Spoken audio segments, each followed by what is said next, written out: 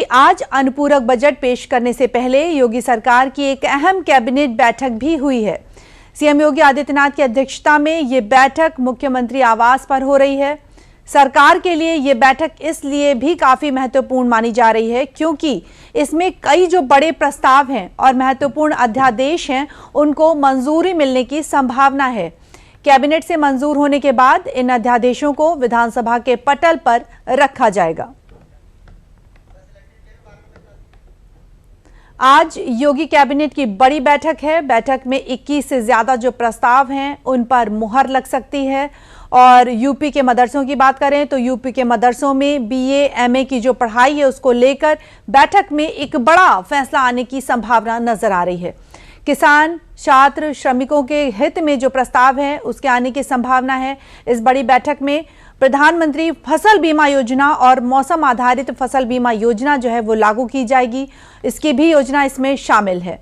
यानी आज योगी कैबिनेट की बड़ी बैठक होने वाली है।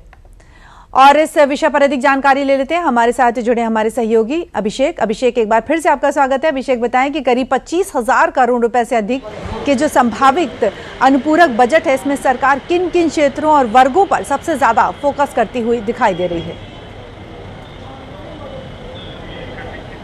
जी बिल्कुल, देखिए सबसे पहले अगर जानना चाहिए कि अगर आपने वर्गों की बात लगी, सबसे पहले आपको ये बताना चाहता हूँ योगी सरकार की जो कैबिनेट बैठक कही जा रही थी वो 5 कैलिदास पर अब खत्म हो चुकी है। हम इस समय मौजूद हैं विधानसभा पे। आपको दिखाना चाहते हैं लगातार जो सभी मिनिस्टर्स हैं वो कैबिनेट बैठक खत्म करके वापस आ चुके हैं। और लगातार आप देखिए जो चाहे क्या कहते हैं उप मुख्यमंत्री ब्रजेश पाठक की बात करें, चाहे केशव मौर्य की बात करें, सभी लोग वहाँ से लौट चुके हैं वापस। हाँ, आपने कहा कि क्या किसके लिए फायदा होगा, तो अगर बात करें जो कैबिनेट बैठक हुई है उसमें सबसे बड़ा जो अभी उत्तर प्रदेश सरकार का जो फोकस है वो युवाओं पे है, वो महिलाओं पे है, वो किसानों पे है। जो समग्र विकास की जो बात कही जाती है उसको कहीं ना कहीं देखते हुए उसको लेकर एक बड़ा बजट का अनुमान लगाया जा रहा है। लगभग 40,000 करोड़ का ये बजट होगा।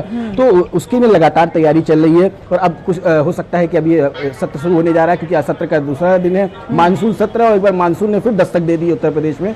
तो लगातार दोनों ही चीजें जो है आपस में तालमेल खाती हुई नजर आ रही है। 40,000 करोड़ का ये बजट है तो अब देखने वाली बात होगी कि आगे सत्र में क्या कुछ होता है। लेकिन अगर कैबिनेट बैठक की बात करें तो तमाम जो महत्वपूर्ण प्रस्ताव थे वो चाहे जेवर एयरपोर्ट को गंगा एक्सप्रेसवे से ग्रीन एक्सप्रेसवे कनेक्टिविटी की बात करें, चाहे चित्रकूट धाम की बात करें, उसके सौंदर्यीकरण की बात करें, चाहे प्रयागराज की बात करें, तो लगातार जो है अगर पर्यटन के क्षेत्र की बात करें तो लगातार इनको बढ़ावा दिया जा रहा है। वहीं अगर बात करें मदरसा शिक्षा की बात हो रही है उसमें एक बड़ा फैसला लिया गया, उसको लेकर भी तमाम चीजें आज पास हो सकती हैं। तो लगातार अगर बात करें तो उत्तर प्रदेश सरकार समग्र विकास जिसको बोलते हैं, सबका साथ सबका विकास की जो बात करता है उसको लेकर कहीं ना कहीं ये बजट जो है पूरक बजट है वो पेश हो रहा है। अमूमन मैंने आपसे बताया कि ये शीतकालीन सत्र में ये बजट आता है, लेकिन चूंकि चुनाव आने वाले हैं, विधानसभा चुनाव आने वाले हैं, इसलिए मानसून सत्र में इस बार ये बजट पहले ला दिया गया। बिल्कुल, आपने जी चुनाव की बात करी तो यहाँ पर जरूर जाना चाहेंगे कि 2027 विधानसभा चुनाव से पहले जो ये बजट पेश हो रहा है इसका चुनावी रणनीति में कितना इसका अहम योगदान माना जा सकता है? जी बिल्कुल, चुनाव रणनीति सबसे बड़ी होती है कि लोगों की क्या आवश्यकताएं हैं, मूलभूत जरूरतें क्या हैं, उसको देखते हुए जो जरूरत की चीजें, चाहे प्रदेश की इंफ्रास्ट्रक्चर की बात करें, चाहे शिक्षा की बात करें, महिलाओं की सुरक्षा की बात करें, तमाम ऐसे बड़े मुद्दे हैं जिनमें फंड की आवश्यकता थी, उन्हीं को देखते हुए ये बजट लाया जाता है कि ताकि वो जो चीजें अभी पूर्णतः तैयार नहीं हो पाई थी उनमें और बजट की आवश्यकता है, उसको पूरी तरह से निर्माण कर दिया जाए। तो ये जो कहीं ना कहीं बहुत बड़ा जो विषय होता है कि बजट का जरूरत होती है। एक प्रदेश के विकास के लिए आर्थिक बजट होना बहुत जरूरी है। एक बड़ा बजट चाहिए, जैसे कि बताया 40,000 17,000 करोड़ तक का बजट जा सकता है। तो कहीं ना कहीं विकास के लिए जब बात आती है तो जब विकास होगा तो जाहिर सी बात है चुनाव में ये विकास ही काम आने वाला है, क्योंकि आपने क्या किया है उसी को देखकर लोग जनता वोट देती है। बिल्कुल, आपने विकास की बात करी अभिषेक, तो इंफ्रास्ट्रक्चर, एक्सप्रेसवे और धार्मिक पर्यटन जो जैसी परियोजनाएं हैं उनके लिए जो प्रस्तावित फंडिंग है उससे उत्तर प्रदेश के विकास और निवेश को किस तरह की गति मिलने वाली है? जी बिल्कुल, देखिए तमाम जो सबसे पहले कनेक्टिविटी की बात की, जो व्यापारी वर्ग जो है वो कनेक्टिविटी चाहता है क्योंकि ज़्यादा से ज़्यादा उद्योग लगेंगे, वो उद्योग तभी पॉसिबल है जब कनेक्टिविटी अच्छी रहेगी। इसलिए अगर बात करें आज के समय की, अगर बात करें सबसे ज़्यादा एक्सप्रेसवे की बात करें उत्तर प्रदेश में है। मैंने आपसे पहले बताया सबसे ज़्यादा एयरपोर्ट उत्तर प्रदेश में है। तो लगातार विकास तभी संभव है।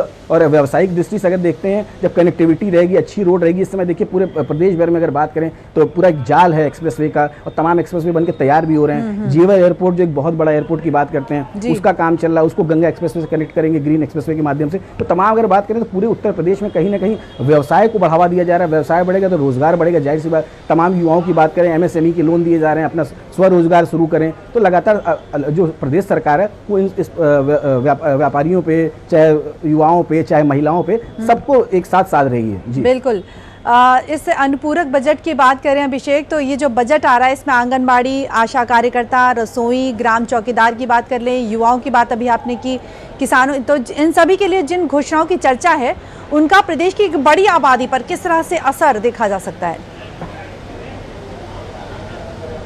देखिए, आंगनबाड़ी कार्यकर्ताओं की जब बात होती है, मुख्य सेवकाओं की बात होती है, तो एक बड़ा ये वर्ग है। जब आप याद होगा कोविड काल था, कोविड काल में लगातार यही आशा बहुएं, यही आंगनबाड़ी कार्यकर्ता, कोविड में भी ये विभाग बंद नहीं है, तो बाल विकास पुष्टाहार विभाग के अंतर्गत आता है। तो लगातार जो राशन बांटने का काम किया था प्रदेश सरकार ने, वो कहीं ना कहीं एक बड़े स्तर पे हुआ था, क्योंकि कोविड के समय में कोई बाहर नहीं निकल रहा था। लेकिन ये विभाग लगातार काम कर रहा था। गाँव में जो है आंगनबाड़ी केंद्र, आशा बहुएं लगातार राशन पहुँचा रही थी, दवाइयाँ पहुँचा रही थी। बच्चों की बात करें चाहे महिलाओं की बात करें, उनके लिए विशेष करके विभाग काम करता है। बाल विकास एवं पुष्टाहार विभाग बोला जाता है इसको, उसके अंतर्गत ही आते हैं। लगातार वकीलों की बात करें, उनके मानदेय की बात करें, उसको बढ़ाने के लिए बात करें। महिलाओं को, मैंने बोला जो ओवरऑल अगर मैटर निकाला है तो युवाओं की, महिलाओं की, और जो ऐसे विभाग हैं जो लगातार जमीनी स्तर पे काम कर रहे हैं, उनको बढ़ावा देने के लिए कहीं ना कहीं ये बजट बहुत ही खास होगा। बिल्कुल, आपने सही कहा कि हर वर्ग के लिए ये बजट बेहद खास माना जा रहा है।